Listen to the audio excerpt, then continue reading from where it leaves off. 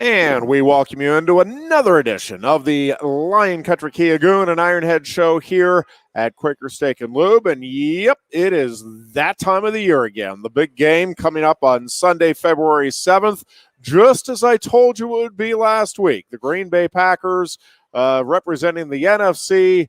And, oh, wait. No, Tampa Bay ended up winning that side. Wow, but the Buffalo Bills are in for the – oh, no, it was Kansas City. Oh, yeah. I was 1 or 2. I told you the smart money. Yep. The smart money with my predictions. Always take the opposite, and that would have served you very well last week as Kansas City and Tampa advance. But the big game coming up February 7th, Quaker Steak and Lube is the place to get all of your party essentials. 50 bone-in wings for $48.99, 100 bone-in wings for $89.99, 50 breaded boneless wings for $39.99, 100 breaded boneless wings for $69.99. You can call in your order at any time at 814-237-5823. And they will have it ready for you when you arrive. If you mention the Goon and Ironhead show, when you place your order, you can receive 20% off. Now, see, we were fighting for a fifth off. They just went with the 20%. Well, what are you going to do? Exactly. 20% still pretty good. We thought, a fifth off would be the way to go. But, hey, 20%, you take what you can get and enjoy your order here from Quaker Steak and Lube, as if it is possible to do anything but enjoy your order from Quaker Steak and Lube. May or may not have had a bucket or two at my house this past Sunday of the Lube fine wings. Yeah, nothing about either of those games went the way I thought. If there was a game that would be a blowout, it would be Green Bay over Tampa. That was the only scenario I saw as a potential blowout. Instead, Kansas City blows out Buffalo. The Bills were my pick on the AFC side. And the one thing I felt confident about was it was going to be a close game either way on that side of the equation, and that certainly did not pan out to be true. Just a lot of weird thing. If you said Tom Brady's going to throw 3 interceptions down the stretch in the Tampa Green Bay game, I would have felt even more confident that Green Bay's going to be your representative. I don't understand the kicking the field goal from Green Bay's perspective. You're giving Tom Brady the ball. I mean, anybody in that circumstance, I think I think you got to go for the touchdown while it is readily at hand. But to put the ball back in Tom Brady's hands, of all people, and think that you're going to get the ball back, I just and I get it. I mean, the 3 interceptions, I'm not saying you can't make an argument in that case, but it's kind of like the Steelers situation. Sometimes, and not going for it on fourth down, sometimes you have to feel it, right? And that was one of those where you just knew, right? You knew watching that game. Well, the Green Bay just ended up handing that thing away. It just felt like that was the time at which Green Bay decided to give it up. And I really didn't understand Aaron Rodgers say, "Well, that's not my decision to make." The idea that a veteran quarterback isn't going to go into his coaching staff and the coaching staff isn't going to listen to him if he has a play dialed up. Your MVP. The league's MVP. He's going to win the MVP just, this year. Yeah, that just, I don't know. That seems strange. I will say Kansas City, man, when they are on, right, they are – it was a good reminder because I thought Buffalo had so much going for it, and it did going into that game. Just loved the way they were playing, loved the camaraderie, I loved everything about them. But just a reminder that, oh, by the way, there's a reason Kansas City won the Super Bowl last year, and they just I will say Andy Reid, and it's not as though he doesn't get credit for being a great coach. I'm not sure he gets enough credit for being as creative and as dialed into his team and the situational needs as he gets. I'm not sure, Bill Belichick included, that there's anybody I'd take over Andy Reid. Belichick obviously over the years, although Tom Brady right now, it feels like that debate has been settled on whether Brady or Belichick is more responsible for the Patriots' Super Bowls over the years. It's obviously a combination and a lot of other things, but boy, oh boy, Tom Brady having the opportunity to go to a 10th Super Bowl is just, again, say what you want. You can despise him. You can hate him. I did see a couple of people, and I will agree. Well, as a Steelers fan, I will agree. The passion for me, I don't know that it's across the board, but as a Steelers fan, the passion against Tom Brady, because I saw a lot of, I'm just rooting against Tom Brady on Sunday. It evaporated for me when he went to Tampa. I think it had a lot more to do with that Patriots organization and Belichick for me, personally, than it did Brady. I don't have a problem with Brady, nor do I have a problem right now acknowledging that Tom Brady. I think you can put a lot of quarterbacks, a lot of different places on the all-time great list. Sure. I don't see how you put anybody other than Tom Brady right now at the top of that list. I got some stats for you. I came prepared, buddy. Yep. All right. Go ahead. Tom Brady has played 21 seasons. First season, he really didn't play, right? Right. Bledsoe was there. It wasn't until the second year that he took over for Bledsoe and leads him to the Super Bowl. Yep. So that's one season that he didn't really play. So we're down to 20 seasons. Blows his knee out in the first game of the year in the one season, misses the whole season. So he really only had 5 seasons where he did not play for a conference title. I mean, think about that. That's just insane. I mean, wow. I got another one for you. 17 wins since he was 35 years old, and that is the most of any quarterback in the history of the game. Just since he was 35. Playoff wins. Playoff wins, yes. 17 playoff wins since he was turned 35 years old. And that's 17 wins, period, after you're 35 is pretty darn impressive in the NFL. So, let alone 17 playoff victories. Played in 14 conference title games. Who was next, and how many do you think? Conference title games. We'll go with quarterbacks. It's who he's always compared to. Joe Montana. Yeah. Montana has 7. Yeah. I mean, it's just unbelievable. Yeah. The statistics that this guy that he just, like, you talk about it, and it's like, oh my God. And we talk about Jordan and that legacy, the 6 titles and stuff like that, being the GOAT, and there's really, I mean, those are comparable numbers in this era. I mean, you go back to the Celtics with Bill Russell back in the day, the Yankees back in the 40s and 50s and stuff like that. I get it. There was better dynasties and teams, but they were the Montreal Canadiens type of things. But that was before free agency. Players were locked down and this and that. You couldn't trade around. You couldn't go to different teams. And he's doing that and with a salary cap and free agency, and he's doing that in this area. It's just absolutely mind-boggling. I got another one for you. Yep. Hot off the press, Ironhead, speaking of free agency. JT Realmuto re-signed with the Philadelphia Phillies today. Yep. So, huge news out of Philadelphia. Big news out of Pittsburgh yesterday. I heard they got 3 used puck bags for the Pirates to use in their bullpen. Puck bags. They're not even buying baseballs anymore right now.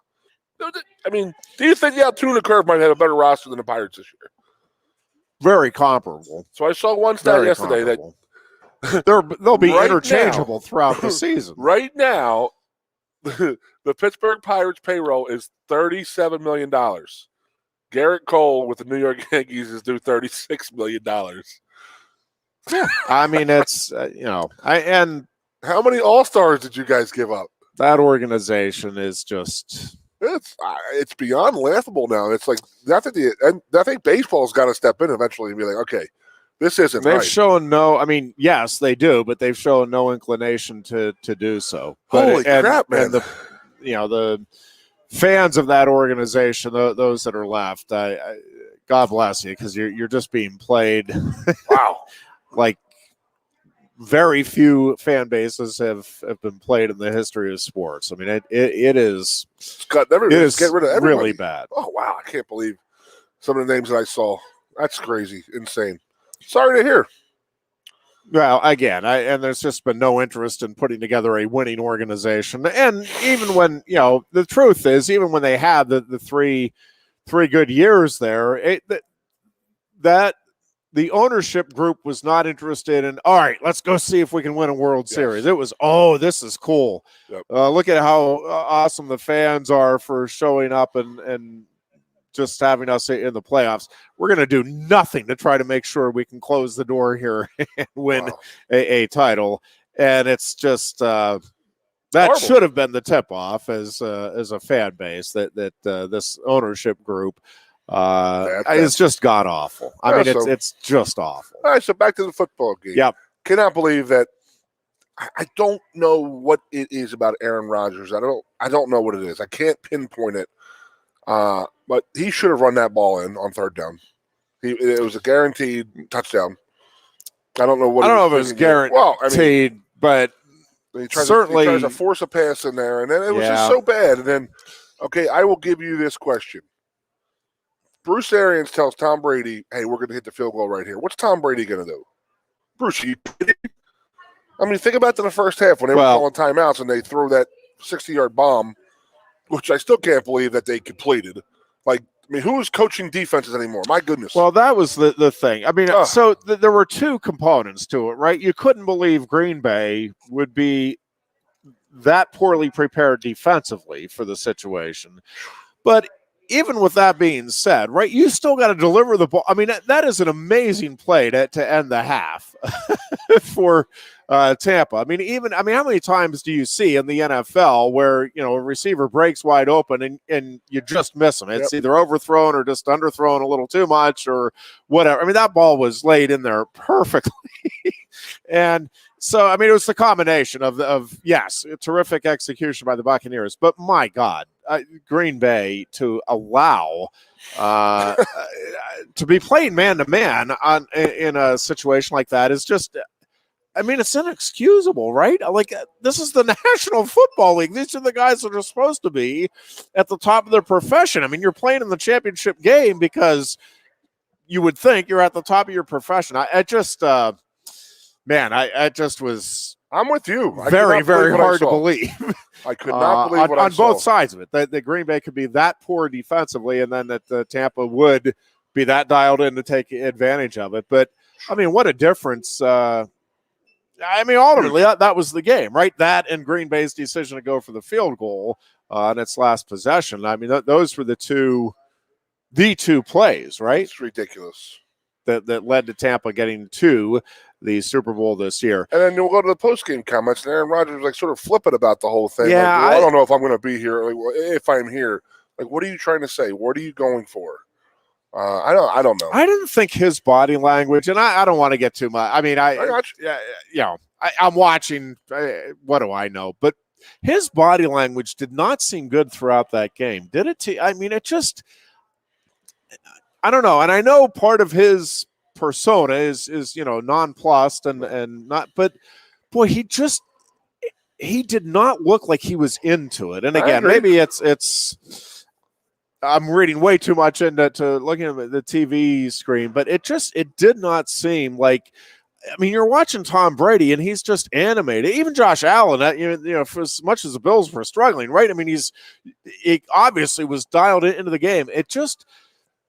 I don't know. It just did not feel like Aaron Rodgers was kind of all in on that thing on Sunday. And the whole post-game thing, and well, that's not my call on the field goal. Well, you need to make it your call, right? I mean, you're the league MVP. If this is potentially your last run, right? Like, you want to go out fighting. Do you not? I don't know. There was just a lot of I mean, ultimately, he's right. Right? I mean, the coach gets to make the call. But it's kind of like the starting pitcher in Game 7 of the World Series. Manager goes out, you're at least fighting. I mean, ultimately, if the manager makes the call, but you are, you're fighting I want to be the guy. I'm good. Yep. Let me go out and strike out this last guy. And Aaron Rodgers just, okay, that's called. I'll head over. What are you going to do? I don't know. It was just a weird. Both those games were just not what I was expecting. And welcome to the world of Ironhead predictions. But right, man, so I'm just we'll telling move you, down both to those games just played out very, very differently than what I anticipated. I was sort of jumping through my seat, out of my seat when I saw when Buffalo goes up 9-0 in the first quarter. I was like, oh man, they got this going. You're never going to shut down Kansas City's offense, but you spotted 9-10 points. Yeah, and all of a sudden, you say, yo, we're in this game, and then they rip off 21 points in the second quarter, and it's like, whoa, okay, that just got real there. I need an honest answer from you. Like, everybody's talking about Eric Bieniemy should be a head coach, should be this, or should be that, right? Do you think he's calling the plays, or is Andy Reid? That is a great question. Because whoever's calling the plays is just unbelievable. Yeah. I mean, what they're doing with their offense and spreading it and just stretching the field with their speed is unbelievable. Reid clearly has input, right? I mean, I don't know if how often he's saying, "Oh, hey, we're running this," and I mean, I'm sure Bieniemy is calling a lot of the plays, but how much of it is a collaboration or, hey, I'm thinking this. You good with this? I mean, I don't know, but it sure feels like an Andy Reid run offense. That being said, Andy run offense. There's no such thing as Andy Reid there's a couple of things with Bieniemy, I'm just not. I wish to God we could just get away from, and we can't. And I understand it as far as it goes. I do. Yeah. I just wish we could get away from color being the issue. Somebody's skin color being perceived directly, indirectly, whatever, as being a reason for getting or not getting a job. Yep. From everything, what do I know about an NFL locker room? It sure seems like Eric Bieniemy would be a good fit for some organization out there, for a bunch of organizations out there, to get opportunities as a head coach. But it just that being 2 years in a row now, he can't interview. That being said, I will say, and I don't know that this is the case with Bieniemy, but there are coaches, right, whose plateau is coordinator. Like that's, and they are great coordinators, right? I'm not sure that Josh McDaniels isn't one of those guys, by the way, and obviously he's getting another shot here as a head coach. But there are guys who are terrific at either play calling on the offensive side or at scheming defensively, who head coach requires a lot of different things. And a lot of it is the PR end of it, right? It is handling the media. It is handling the entire locker room, setting up the structure. CEO. Right. And all of that stuff. And I have one for you. Mike Zimmer, Minnesota Vikings. Well, unbelievable defensive. Let me throw out another one. Go ahead. Bill O'Brien. I'm not sure Bill O'Brien, and I'm not sure he's not a head coach either. So don't get all worked up. And I'm talking about the NFL because, again, I'm just telling you personally, I think all of Penn State Nation, and I know some that aren't on board with this, I am telling you, Bill O'Brien and James Franklin both deserve a ton of credit for allowing this program to come back the way it did as quickly as it did at Penn State. And I realize there will be fans that won't feel this way, but I'm telling you, all Penn State fans should feel a tremendous debt to Bill O'Brien for the rest of his life for what he did. But I'm not sure that he is, and I do think he is a terrific play caller. I mean, I think he's got a great football mind. Yep. But and we've talked about it before.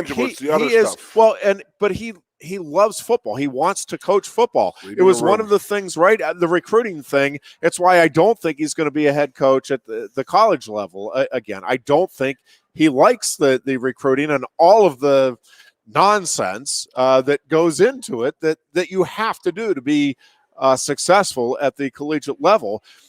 But I'm not sure that he just doesn't like, again, I think he loves football and he loves coaching. to be a head coach, again, you've got to put up with all of the nonsense that is the media, with all of the interactions with the fans and the nonsense that goes with that. And I'm just not sure that at the end of the day, Bill O'Brien isn't best served just being but being a coordinator, in the NFL. An offensive coordinator. I'm not sure at either level. I mean, I think the NFL is where his heart is. Yeah. But even at the college level, I mean, do I think he could be a head coach? Yes. But do I think he loves all the other stuff? Everything that comes with being I just don't.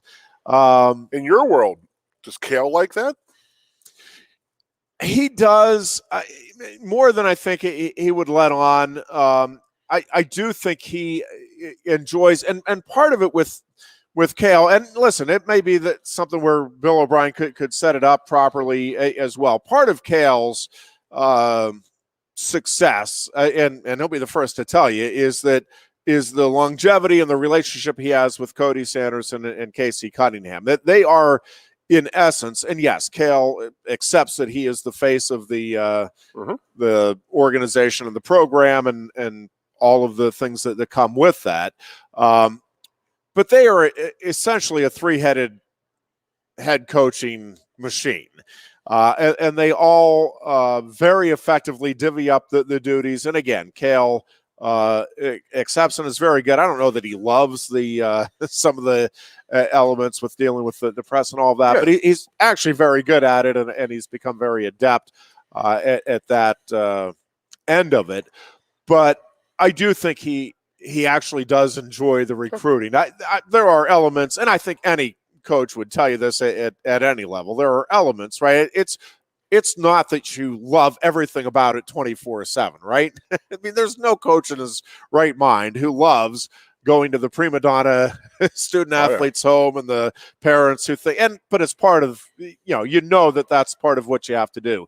Now, truthfully, with Cale's setup now, and with the success he's had here at Penn State, to a very large degree, right, they're only going into the homes of the kids that they want. It's not even just that they're getting the pick of the pick when it comes to the great athletes, but they're not having to go into the homes of the kids that are potentially problems. And that's not to say that they're not going to go meet with a kid who is has some potential issues heading to college if he's that it's a good problem to have. 1 in a million type of find.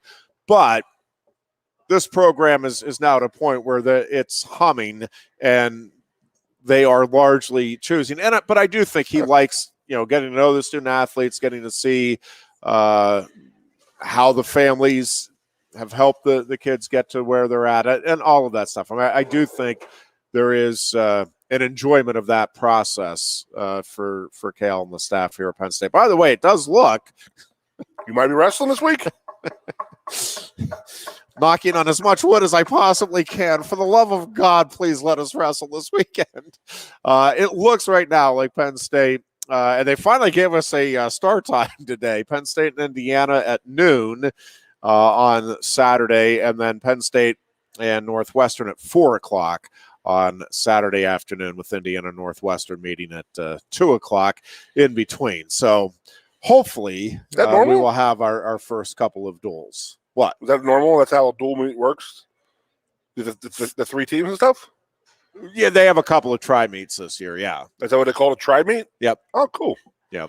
That's what they're doing that to get to try and well, get the second tri-meet, I'm not sure what's happening now, because that was at Michigan the following week with Wisconsin coming in. I'm glad I'm not involved. I don't know to what degree Penn State is able to step in and request stuff with the Big Ten, or the Big Ten just dictates this stuff. But with Michigan shutting things down for a couple of weeks, Penn State will not be wrestling at Michigan on the 7th. But whether or not Penn State and Wisconsin can still meet either at Penn State or at Wisconsin or somewhere in between, and whether they can get Rutgers or something set up so that they can start making up some of these matches. remains to be seen. But I don't Why know if Michigan does it State. seem like wrestling is getting hit a lot harder than other sports? Well, again, it's because of the Close. Close proximity and the fact that you can't really practice without. In football, at least theoretically, you can practice in small groups. You can have the running backs over here in wrestling. I guess you can do groups, but you've got to be able to compete against other guys in the room. Man. And it's been a very rough start here for Penn State in terms of trying to get this season. They haven't going. had a meet. They have not. Nope, nobody has had a match yet this season. No wonder you're so uptight, Ironhead. So hopefully we get a bunch in on Saturday. Everything. Now, how right much now have they missed so far? How much do they have ahead? I mean, they've missed two meets, and again, but a third one has already been at least crossed off for the time being with Michigan. So that's 3 of 9 that are have been postponed. Now again, I don't know what all is in the works. It would seem, and I don't know what Michigan State's schedule is, but it seems like Michigan State and Wisconsin and Penn State could get together this the weekend of the Super Bowl. See how Goon Mine was working instantly. I knew the Michigan State got canceled. But but I don't know if if they're would be open. Again, they were supposed to be wrestling at Michigan, so it's also trying to get the competitive balance for the respective teams involved, and I don't know how that's going to play out. But I would think Penn State's got to be in the running at least to try to get 3 or to get 2 more dual meets in that following weekend after the Indiana Northwestern matches this week. Is there an Iowa match? So that'll be coming up in a couple of weeks, hopefully. That one will be should be here. Okay. We're not allowed any fans, but if it was at Iowa, are they allowing any fans? Is Big Ten allowing any fans at all? I'm not sure how that's working because I didn't think the Big Ten was allowing fans for anything, and I saw at the women's gymnastics meet the other day it didn't look like very many, but there were people in the building. So fans, not it might have been parents, but it wasn't just staff and the gymnasts. So I'm not 100% sure how that is working now. All right, throughout the conference. We'll take a short break here. We are at Quaker Steak and Lube. It is a wonderful place to be. Of course, it is the place to watch the big game if you like, or if you'd like to get the wings or whatever you want to take home here from the Lube, you can certainly do that. We'll tell you more about all of those opportunities as we continue with more on the Lion Country Kia Goon and Ironhead show right after this timeout. Lion Country Kia is offering exceptional deals on your new Kia during Kia's Command the Season event. We have a nice selection on the 2021 Kia Sportage with various options and prices as low as $26,800, saving you $3,000. Or if you demand big power and towing capacity, slip into one of the 2021 Kia Sorrentos available on our lot, starting at $32,680. Discover why Kia drivers throughout the area come to Lion Country Kia or visit online at lioncountrykia.com. Introducing the new dusted Ghost Pepper at Quaker Steak and Lube. 11,700 SHUs of fire dusted on award-winning wings. Try it, or are you afraid of the heat?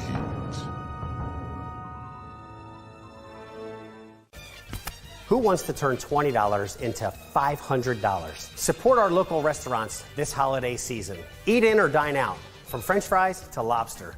Bring us your receipt and we'll take $500 off your final price. Here's how simple this is. Bring us a receipt, buy a car from us in the month of December, and we'll take $500 off your final price. Merry Christmas from Blaze Alexander Hyundai Mazda. Support your local restaurants and servers. And remember, tell them Johnny sent you.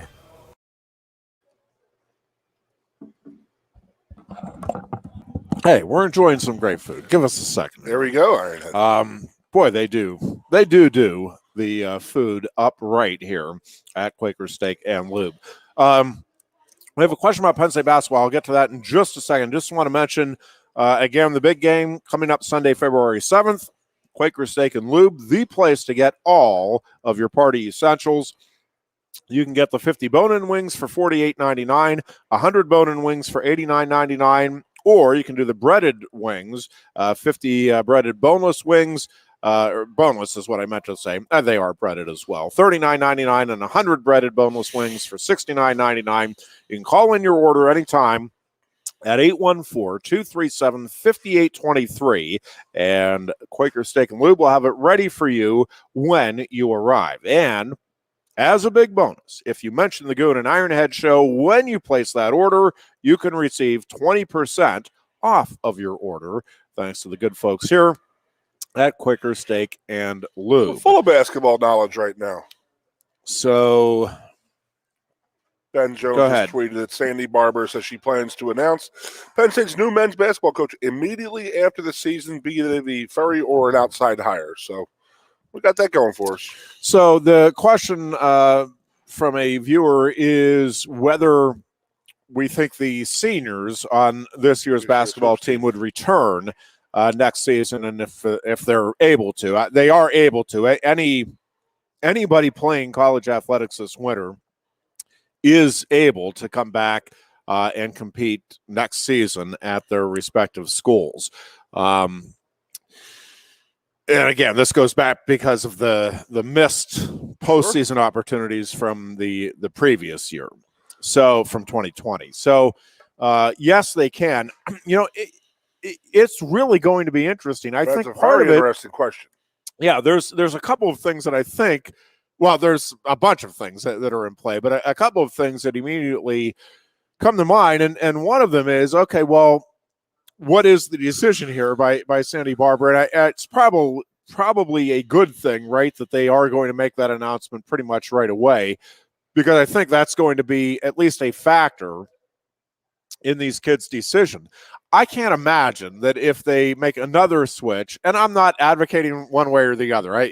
Based on the season, I don't know how you feel like you can fairly judge what Jim Ferry's doing as a head coach this season with the circumstances. I mean, it was very late in the game that he was thrown into to being a head coach. It's a brutal conference, and you throw in everything with COVID and everything else. I mean, I don't know. He seems like a good coach to me, but whether or not Penn State can go out and hire somebody that can get the program to another level more quickly, I have no idea. I mean, I really don't. It feels like this is probably a pretty good fit to me. From a salary standpoint, from what Penn State's willing to commit to, from Jim Ferry's career trajectory and that standpoint. I mean, it feels, again, to me, like that would be a pretty good fit. And I would think it would give you a better chance to get the seniors, in particular Harar and Wheeler, back in the fold next year. But I don't know if these guys are wanting to just get out.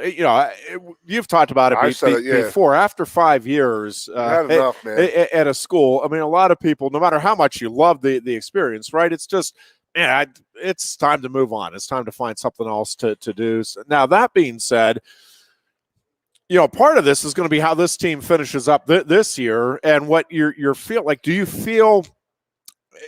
I think for both those guys, probably you're looking at this being the end of their basketball careers at the college level. And if that's how they're viewing it, if you feel like next year with everybody coming back, and if it is Ferry, or if they go out and it's a big name hire, Mike Krzyzewski comes in and he's going to be the next coach at Penn State, right? You might, okay, Coach K, I'll come back and play for you next year. So So I think if they finish up strongly, and who knows how this thing could finish up if they can get to the tournament this year, right? I mean, then you're looking at a team that next year, right, it feels like would be right in the mix to do some really big things. And if, again, you're looking at, this is going to be my last chance, I want to give it one more shot. I mean, I could see that playing out. Part of it is going to be the discussion that whether it's Ferry or whoever the next head coach is going to have with them. Because, again, do you want to go it? Can you get an influx of, hot shot high school talent that, hey, we want to make room for these guys and we think, we got to build quickly here for the future, or these guys can be impact players? Or is it, we might need a year or two to and you're going to kind of beg these guys, can you hang around? I mean, I don't know. That's a good question, man. It's a very good thing thinking about it. My guess, just out of the blue and off the top of my head, is that no, that my leaning would be that the seniors would say thanks, but time to move on. But again, there's a lot of Wheeler will have a career outside of a lot of things that will factor professional hoops. I mean, there won't be NBA, I don't think, but I believe he'll get a shot. So he can play professionally somewhere. Harar, my personal opinion, he might have a shot in the NFL, like a tight end type of guy. I mean, he's as big and strong, and he's a big dude, and he can run around, and he's athletic as hell. And he does battle. I really do love the mindset he brings to that team, and you really saw it the last couple of games, but I really have seen it throughout the season. You've really seen a lot of guys go from college basketball to a tight end in the NFL. I mean, it's crazy. I mean, Harar could even play right or left tackle, in my opinion. If he gets with the right teams, the right coaching, and put some weight on this and that, he could have a shot in the NFL. I mean, that's scary to think about, but it is. Is it? Hey, we're going to keep Furry here. You guys want to stay here, and you want to build on what we've been building. Because they lost the recruiting class for next year. Do you negate that by keeping some of these guys that you have now coming back, maybe? But I mean, as I said to you about before, about being here for 4, 5, 6 years. I mean, you've had enough. You've had enough of coaches in your faces. Get up, wake up, run, lift, jump, this and that. And it's time to move on usually. So it will be interesting to see. And I actually, Sandy is making the right decision in hiring somebody, or starting the hiring process ASAP. Yeah, the other thing, and I don't know how this factors in, because we saw it with the football team. After the 9 straight weeks, and it was much debated, and we talked about it. But at least some of those guys, that's enough with the COVID and having to do everything just right. That's enough. I could see that playing either way with the basketball team, especially. I mean, they've had obviously some games missed this year because of the COVID. So I could see them saying, listen, I want to have a true senior year experience, and I want to come back next year and enjoy going out with the other members of the student body, having interactions, playing in front of a crowd, the whole bit. And I want that to be my swan song experience at Penn State.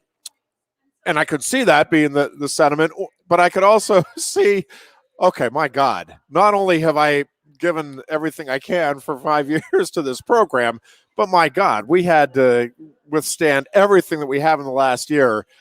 For the love of God, let me move on and get out of here. I mean, I could see that playing out.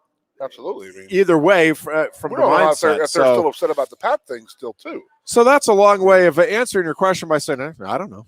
Yeah. I don't know what they're going to do. Great question, but we have no answer. I don't know. Well, we had an answer, a really long-winded answer, but it could have been summed up with, I don't know. Yeah. I don't know what the seniors are going to do. So we could have. I heard her name over the weekend. But we get paid by the word. Phil Martelli come back, Bucci. It would be fantastic. St. Joe's guy from outside of Norristown, and obviously the Philly ties and stuff like that. And he's been out of the game a couple of years. Somebody just mentioned it to me, and I was like, that would be pretty cool. Keep that Philadelphia tie going. They could get Bruce Parkhill back. Parkhill's. Wouldn't he love to get back in the grind? I don't think so. I mean, it's actually funny talking to BA about him and how he was just an absolute crazy man, yelling and screaming and stuff like that. And I have never seen him not cool, calm, and collected. Yes. I never seen him without a hair missing and not sharply dressed. Yep. Just sit back and chill. And BA be like, dude, he was insane, crazy on the bench and in practices and stuff like that. So, basketball coaches are like that. Absolutely nut jobs. You have to be, right? I mean, you have to truly eat, live, breathe. I mean, or you The can't. lifestyle, man. Yeah, you cannot achieve success, and it is why so many of those guys do burn out. I mean, it is. It takes a special individual to truly love. We could bring this back to everything football that comes with it, and we could talk about like unbelievable records and this and that. And I just think that one of those unbreakable records of all time will be Joe Paterno's 409 wins. Yeah, I think you're right about that. Certainly at one school, right? Yeah, I mean, that's true. I think 409 wins, period, at that level, but certainly at one school. Because the schools, the individuals and the schools, neither one is going to allow for that type of longevity. And then, is they what make so it feels much money like nowadays, so it's like, all right, I don't really need to. I don't have to move on or get out of here and go chase something else. And you have family security while you're in your early 50s. I mean, what's their drive to keep them going? That's just, I mean, I know it was way off topic, but yeah, I mean, that's like, we're talking about records earlier, but I don't think that anybody's ever going to beat that 409 record. Yeah, I suspect at that level, you're correct. You look at the Power 5 conference coaches right now, right, and it's just hard to envision. I mean, Nick Saban has a great thing going at Alabama, but not enough time left to make a run at that. And did we talk about that outside of what's that? We talked about his age. Saban? Yeah, he's 69. I don't know if we have specifically. Right, 68, 69 years old. My 5th year at Penn State was Joe Paterno's 69th birthday. Is that right? And we definitely have talked about it because I remember being recruited, and they were already whispering. No, other teams were already, well, the old man's not going to be there. He's not going to be there. He's not going to be there. Even media people were like, well, Joe's old. He's got to go, this and that. And you never hear one freaking word about Nick Saban being 69 years old and being too old and the game passed him by and he's got to go. He's got to get out of here. And you never see it. Well, it's hard to make the argument that the game has passed him by at the moment. He's pretty much rewriting the book. Yeah, but I mean, he's the exact same age that Joe was in 1995. Yeah. That's what he is right now. And then Joe was literally hearing crap in the mid-'80s when he was in his early 60s. Yeah. It's just, the world is different, man. The world is very, very different. Yeah.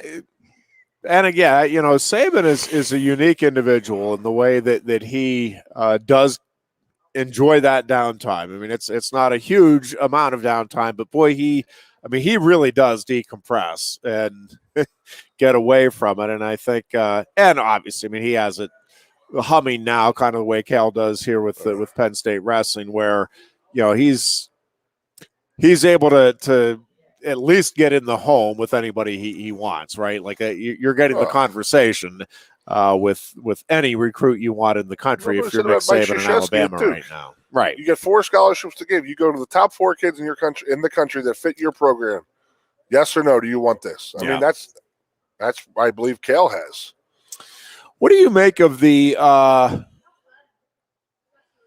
JT the Buccaneers? Sorry. Buccaneers hosting the Super Bowl. I mean, eventually this was going to happen, right? It's kind of remarkable that we've gone this long in the Super Bowl era without the Dolphins ever, the Saints ever having that opportunity, the Rams. But it is pretty remarkable that again that we've gotten this long. I do think there's some advantage there, right? Like I get that there's probably more requests and all of that of the players in the hometown and all of that. And I get that there's, limited here with the fan presence and all of that. Yep. But not having to worry about the travel component for a Super Bowl. I mean, that has to be, I don't know exactly how much, how you factor that in, how many points that's worth. Right. I mean, that has to be a pretty living at home, pretty substantial advantage for the Buccaneers in this thing. It's a monster advantage, in my opinion. I mean, yeah. You get sleeping in your own home, your own bed with your wife and your kids in your home. Whereas I'm guessing the night before they're probably. Well, yeah, not they're doing used that. to that. I mean, they probably go away 2 nights before. Right. To be honest with you. Yeah, whatever the routine is, Yeah, but still, it's a huge difference. I mean, the other team. I mean, Kansas City's got to come down, but Kansas City's been there. They were there last year. You know, I remember when Stefan was on the show this past year, Wisniewski, he was talking about how guys were asking him about Super Bowl because he was with the Eagles 2 years before that. And now they're all in the same boat. They're all being ho hum. We did this, we did that. This was cool. This wasn't cool. They're going to have it down to a science of what they're going to want to do, and they'll experience the fun stuff of it. But I mean, how much is there really? I mean, they're not going to have any beach parties or anything like that. I mean, with the COVID thing going on, so everything's changed. It's been a weird year, but there is a monster. I mean, it has to be. You know, you're not worried about. I mean, just as stupid as something like this. You worry about your mom and dad getting a hotel room. You know what I mean? Yeah. Now they stay at your house. Think about that. I mean, you're worried about. I mean, and that's the thing. You know, most guys just tell their wives or their agent or their manager, take care of this for me. I want to play football. Leave me alone. That's what I'm going to do. But you know, there's still going to be people calling you and stuff like that. So, it's I would say it's a pretty significant advantage, to be honest with you. And then you can say it feels like it should be and stuff like that. But I mean, the field's a field, in my opinion. The fans aren't going to be different. It's not going to be more Tampa Bay fans. I mean, the fans are all corporate anyway, so it doesn't really matter. All right, but I mean, I know we'll get into it. We got time, but it's we could not have gone wrong with any of those 4 teams coming to play in that Super Bowl. And I just think it's going to be Patrick Mahomes and the Chiefs are just. I just don't see anybody stopping them. But then you see their left tackle Fisher blew his Achilles tendon out late in that game, and it was just like, uh-oh. And that is a huge thing. I mean, if they could put pressure on Mahomes right off the get, that's your left tackle. Your all-pro left tackle's gone. That's a big thing. It's gonna play a big reasoning in that final score, I bet. Yeah, it's an interesting matchup. Obviously, Brady Mahomes is kind of the marquee component to the matchup, but I just I think it's going to be a fascinating game. I really do. No matter how it plays out, I think there's reason to be interested. No matter who you're for, if you're not, I have zero rooting interest in either team, really. And I'm not passionate for or against either of these teams. But I think it would be fun. A 7th ring? No, and especially, I mean, I am kind of rooting for Chris Godwin. I just he played so good either day. He's just such a special. I was going to say special young man, so I'm kind of, I guess, in that regard, rooting for them. And, you know, with Kansas City winning last year, I guess it'd be okay. Yeah, the Tom Brady winning another ring, for some reason, it's not. If it was the Patriots, as much with the Patriots? Yeah, if it was the Patriots in there, I'd be rooting much more passionately. So I got a question for you. I want a pretty substantial piece of memorabilia this year. It's got a Tom Brady, Patriots, all this stuff, jersey, and then it has 6 replica Super Bowl rings with the logos on and everything. It's a monster. It's a limited edition, stuff like this. I want it in an auction. So now I'm like, do I want him to get a 7th ring, and then we'll devalue this thing? I mean, I don't know. Well, and the big debate is going to be: does he go into the Hall as a Patriot or a Buccaneer if he wins it? I mean, I don't think he's Hall ready yet. I just want the Patriot fans to just what? By the way, with that being said, I think that this Hall of Fame stuff is thrown around way too easily anymore. Oh, with Tony Romo saying if Patrick Mahomes stopped playing right now, he'd be in the Hall of Fame. Well, they were making the same argument about Brady. I mean, come on. Maybe if he plays another couple of years and gets, if he gets to 8 Super Bowl rings, then I think you got to pretty much put him in automatically. Yeah, we got some time. But he's only got 6 right now, guys. Let's say ease up, pump the brakes on the whole Brady's a Hall of Famer talk. Now, with that being said about Patrick Mahomes, 1 MVP, 1 Super Bowl, this and that, right? Is Cam Newton a Hall of Fame football player? I have one friend who will fight me over it and say he's a guaranteed Hall of Famer. He was the best player in his position at one point in his career. which I always feel that's a criteria for the Hall of Fame. Yeah, I don't know. I would say he's a surefire Hall of Famer right now. He seems to think so, and I'm like, well, he's doing a lot of damage to himself right now because he can't throw a football. I don't know, because the statistics, part of it is the statistics. I'd have to really sit down and look at it. It doesn't. I will say this. It doesn't feel like that's an automatic. It also does. I mean, I wouldn't say that's absurd, obviously, to think that Cam Newton could go in the Hall of Fame, but you're in an era right now where Mahomes is certainly on that trajectory, but obviously Aaron Rodgers in. Breeze. I actually have issues with Rivers going in. Brady. I don't. At this point, I don't think there's any question. Rivers is right? in. I think he's in. I never saw him as the best at his position.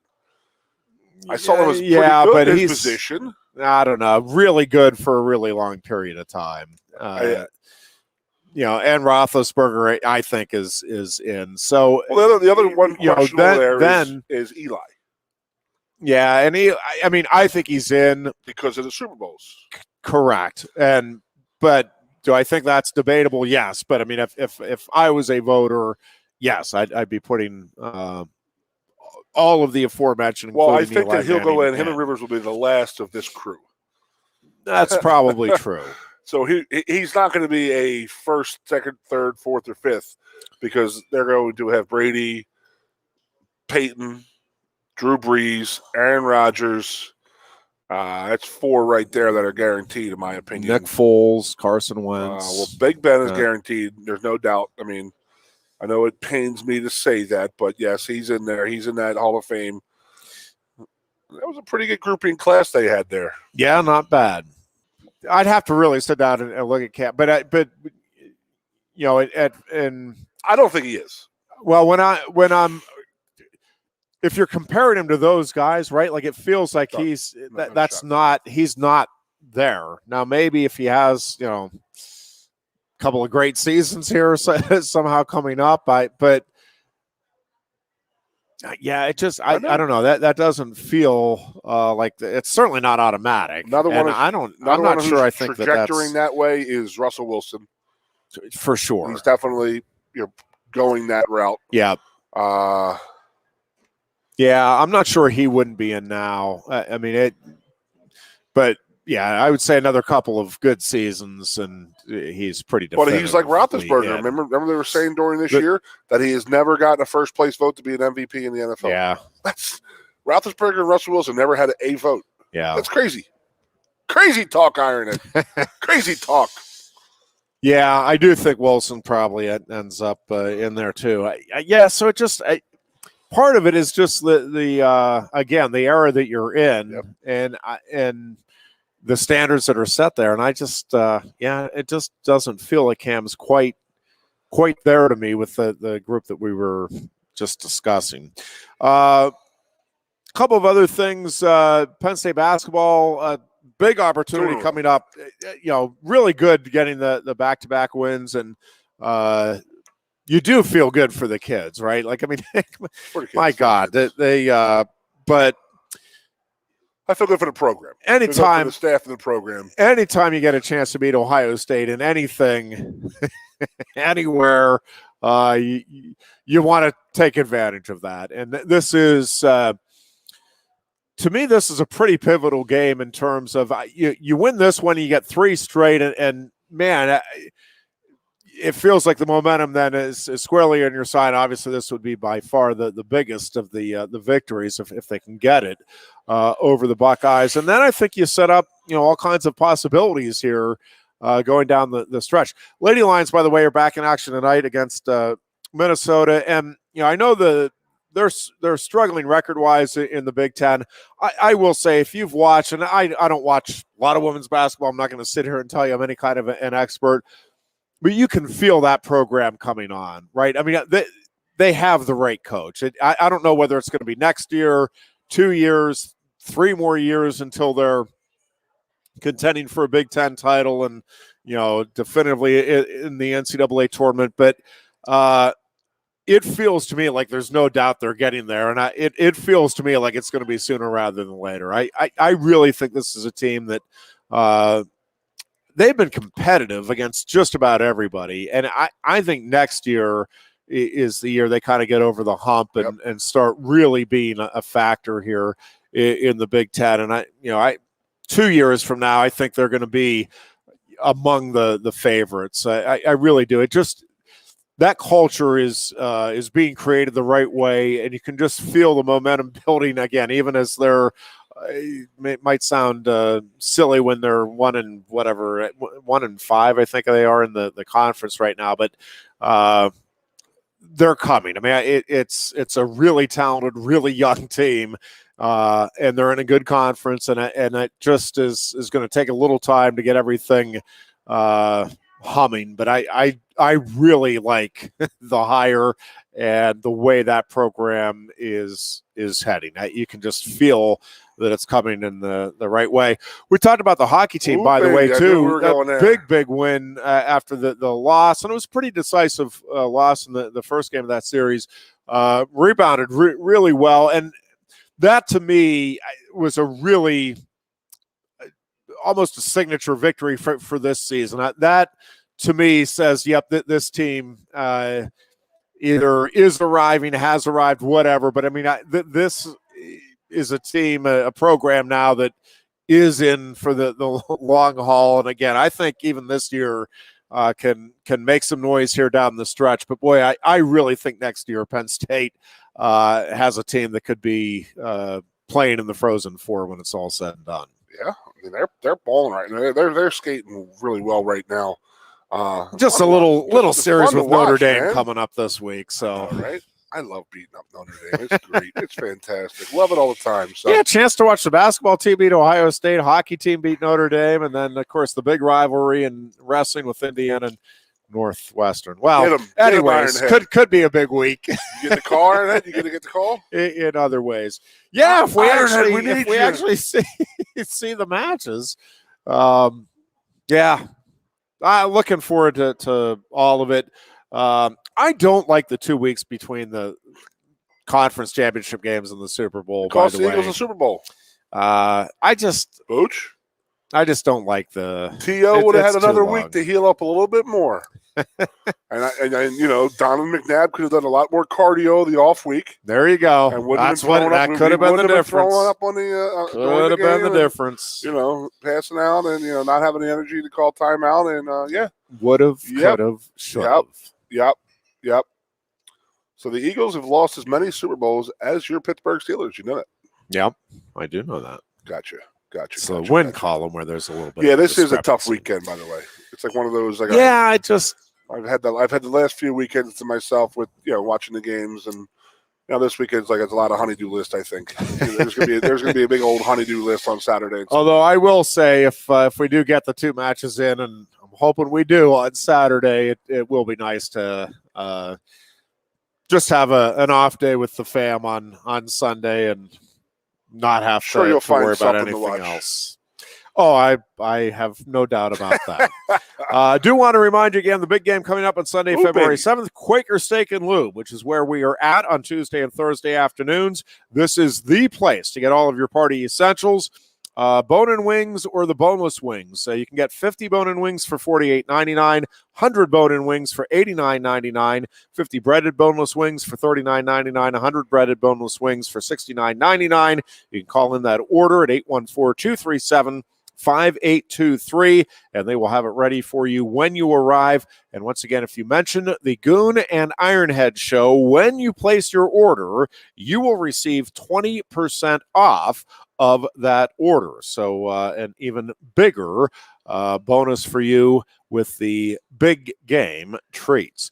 And our thanks once again to all of the sponsors, Lion Country Kia, obviously doing a wonderful job through everything. We continue to encourage you to get out and support your local businesses. Obviously, Quaker Steak and Lube, we are grateful for. Blaze Alexander also continue to do tremendous work. And it is greatly appreciated. The support and the love goes both ways, and we thank all of them for continuing through these difficult times, and hope that all of you, if you have the opportunity, are able to help them out as well.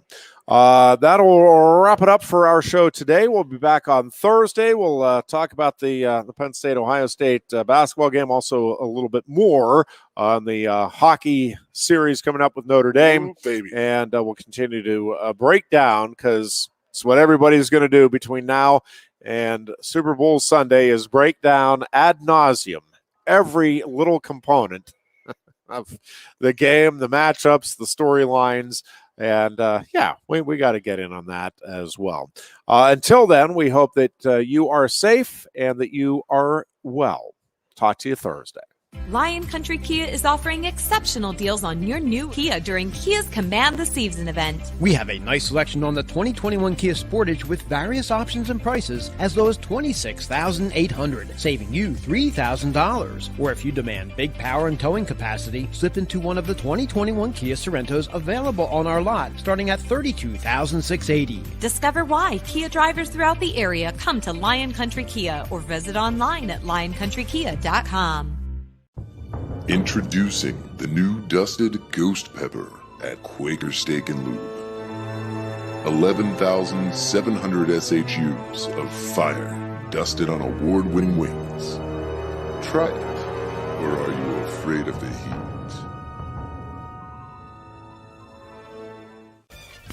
Who wants to turn $20 into $500? Support our local restaurants this holiday season. Eat in or dine out, from French fries to lobster. Bring us your receipt and we'll take $500 off your final price. Here's how simple this is. Bring us a receipt, buy a car from us in the month of December, and we'll take $500 off your final price. Merry Christmas from Blaise Alexander Hyundai Mazda. Support your local restaurants and servers. And remember, tell them Johnny sent you.